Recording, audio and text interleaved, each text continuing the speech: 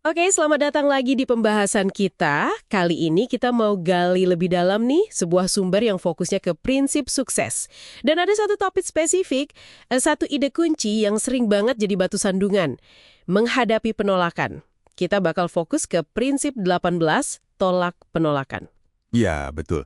Dan ini penting banget loh, karena ya sumber Anda ini bilang hampir semua orang sukses itu pasti pernah ditolak, sering malah berkali-kali. Nah, sumber ini kasih kita strategi praktis, gimana caranya biar penolakan itu nggak bikin kita berhenti. Misi kita kali ini yaitu memahami gimana caranya mengubah cara pandang kita soal penolakan. Sip, mari kita bedah ya. Penolakan itu kan ya gimana ya, pasti ada aja dalam hidup, nggak bisa dihindari. Tapi yang menarik dari sumber ini, cara kita merespon itu loh, itu kuncinya. Poin pertama nih yang oke banget dari sumbernya, kita tuh nggak pernah rugi hanya karena bertanya. Coba deh pikirin, kalau minta sesuatu terus dijawab enggak, posisi kita kan nggak jadi lebih jelek ya kan? Cuma balik ke titik awal aja. Ini cara pandang yang cukup membebaskan sih. Tepat sekali. Jadi nggak terlalu beban ya mikirnya. Dan ini nyambung banget ke konsep, apa ya namanya? SWSW-SWW. Itu singkatan dari some will, some won't, so what? Someone's waiting. Artinya ya gitu, sebagian orang bakal setuju, sebagian lagi nggak. Terus kenapa? Gitu. Pasti ada orang lain atau kesempatan lain nunggu. Jadi ini kayak memindahin fokus dari personal jadi sekedar permainan angka aja. Oh, jadi intinya jangan mandek cuma gara-gara satu dua penolakan gitu ya. Terus aja bergerak cari iya berikutnya. Persis. Jangan sampai ego atau rasa malu itu nahan kita. Sumber Anda ini ngengesin, ini bukan soal kita secara pribadi, tapi lebih ke nemuin klik yang pas aja, antara yang kita tawarkan sama yang orang lain butuhin. Jadi ya, terus aja nanya, terus aja coba, sampai ketemu yang bilang ya. Nah, ini nih contoh-contoh dari sumbernya jadi kerasa banget relevansinya. Kayak kisah Kolonel Sanders itu. Kita semua tahu KFC lah ya. Tapi kan sumber ini ngingetin, resep ayamnya itu ditolak lebih dari 300 kali loh. 300 kali.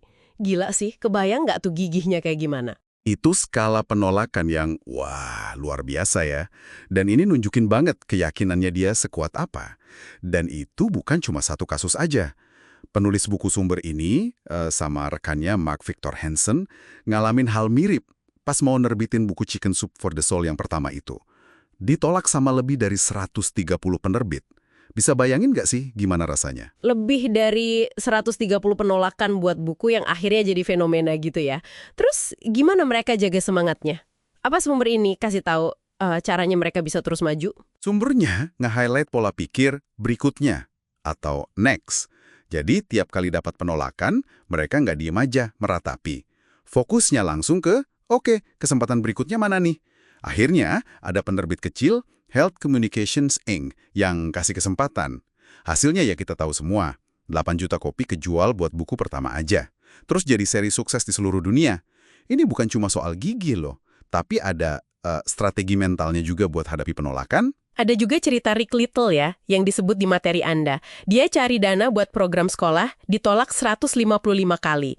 Sama yayasan-yayasan gitu. Tapi penolakan ke 156 dari Kellogg Foundation malah ngasih dia $130.000. Sekarang programnya udah bantu jutaan anak. Jadi pelajaran utamanya apa nih dari semua cerita ini buat kita? Pelajaran utamanya itu, ya membiasakan diri sama penolakan. Anggap aja itu semacam feedback. Atau tanda kalau kita belum nemu alamat yang pas buat ide kita. Bukan berarti ide kita jelek. Rahasianya itu ya ngebangun otot mental buat terus gerak. Dengar nggak? Latih diri buat mikir atau bahkan bilang aja berikutnya. Ini jadi ingat satu contoh lagi deh dari sumbernya. Soal penolakan dalam sejarah. Kayak naskah The Diary of Anne Frank itu awalnya ditolak penerbit. Alasannya katanya kurang punya persepsi atau perasaan khusus. Ini nunjukin banget ya, penilaian itu bisa subjektif banget. Penolakan itu nggak selalu berarti karya kita nggak bagus. Benar sekali.